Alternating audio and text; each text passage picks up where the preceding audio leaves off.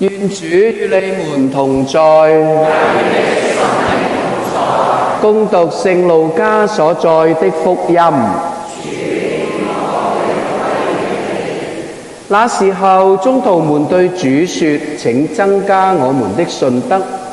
主回答說：若你們所有的信德像芥菜子一樣大，那你們便可對這棵樹說：連根拔起，移植到河中去，而它也會奉命而行。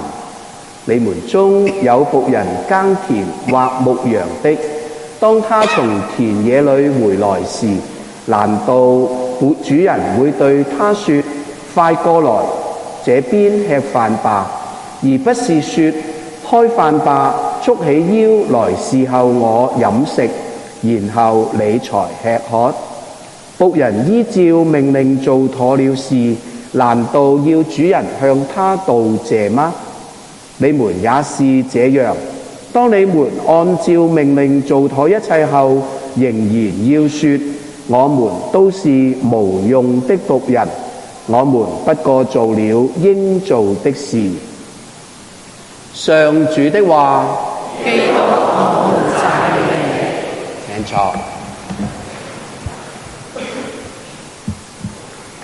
喺我哋對上嘅兩個主日呢，福音都係講到財富。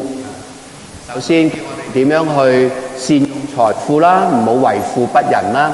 亦都另一個主日嘅福音提醒我哋要懂得揾真正嘅財富。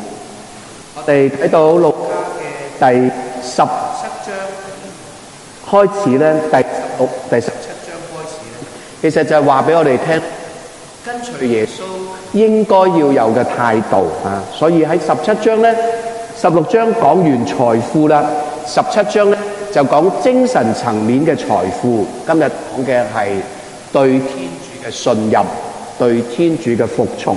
咁呢個好清楚啦，耶穌用咗一個僕人照顧主人嘅呢個比喻嚟到去顯出我哋對天主應該有一份唯命是從嘅信德同埋服役。不論主人吩咐我哋做乜嘢，我哋都服從。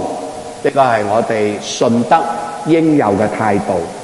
一份堅強嘅信德就係代表住人對天主願意服役天主嘅聖。襯托住呢一個信息，喺兩篇讀經1同埋讀經2裏面，特別讀經1提醒到我哋咧要對天主服從，我哋信任天主。哈巴谷先知咧係一個秉持公義嘅一個先知嚟。將一啲社會問題咧、不公義嘅事咧，哈巴谷咧就提出嚟。喺呢個我哋今日聽到嘅呢一個第1章咧，其實就提到先知咧，俾一啲猶太人咧向佢提問：如果喺我哋生活中有好多不公不義、不幸嘅事發生，天主聽唔聽到㗎？點解天主好似冇出手啊？當見到一啲不義嘅事發生、不公平嘅嘢發生嘅時候，好似天主好沉寂。喺今時今日，我哋都會發現咧，有類似嘅情況，好似咧天主睇唔到社會上唔公義嘅事，人類好不幸嘅遭遇，好似天主冷眼旁觀。喺哈巴谷先知裏面，天主嘅回答好清晰，直即係今日我哋聽到嘅呢一段書信嘅第2段。天主向哈巴谷咁話：你將呢個神諭寫低佢，寫喺石板上，因為我所講嘅一定會實現嘅。天主話：凡一切欺詐剝削人嘅人，天主一定會追究。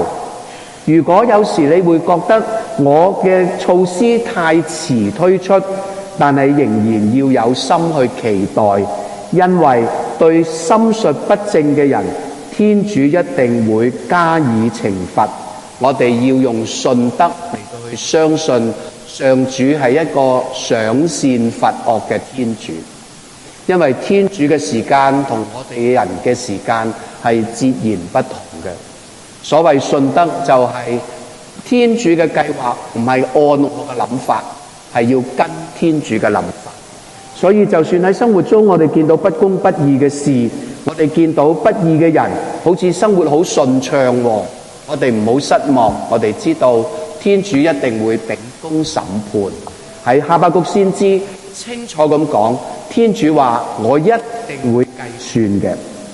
而喺福音中，喺讀經第2篇讀經裏面，聖保祿宗徒寫俾弟茂德嘅一封書信，佢話我哋唔需要為世界嘅錢財物欲憂慮，因為相信天主嘅人，天主係會俾佢哋世界俾唔到嘅祝福。佢特別提到天主俾我哋嘅祝福係咩呢？係勇力、愛慕同埋智慧。睇翻思高嘅翻譯，思高嘅翻譯更加準確。思高係用咗大能、愛德、慎重之神。大能係一切克服困難嘅能力，愛德係天主會強化我哋愛主愛人嘅力量。愛亦都係使人有希望嘅。然後慎重係話俾我哋聽乜嘢嘅時候做恰當嘅行為同決定。佢會賜予我哋呢一啲勇大能、愛德同慎重之神。呢啲係屬靈嘅價值，唔係世界能夠俾到我哋嘅。讀福音中，耶穌要我哋以一個僕役嘅姿態，懷住最大嘅信心去跟隨天主嘅計劃。天主所安排嘅事，冇人可以料想得到，計劃唔到嘅。但係我哋用信德嚟到去跟隨，所以我哋唔需要天主向我哋解釋，呢個亦都係唔係我哋能力嘅範圍。點解你要咁做啊？天主，點解你容許呢件事發生啊？呢個唔係我哋能力可以左右嘅，但係我哋可以嘅就係用我哋嘅信德，相信喺任何嘅情景中，特別我哋唔明白嘅情景中，天主一定有佢最好嘅安排。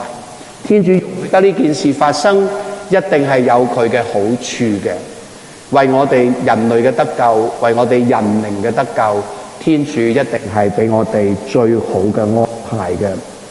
喺呢個天主同我哋之間嘅相處裏面，佢容許困難嘅出現，係為使到我哋嘅信德、望德同愛德得到淨化，得到精進。如果一切都喺我哋嘅掌握，我哋就唔需要依靠信賴天主啦。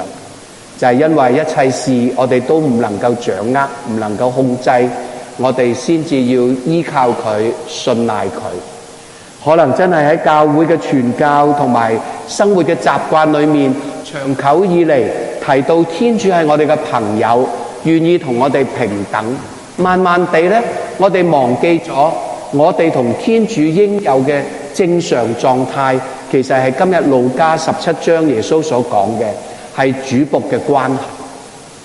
其實我哋人邊有資格同天主平起平坐？不過係天主提升咗我哋嘅地位而已。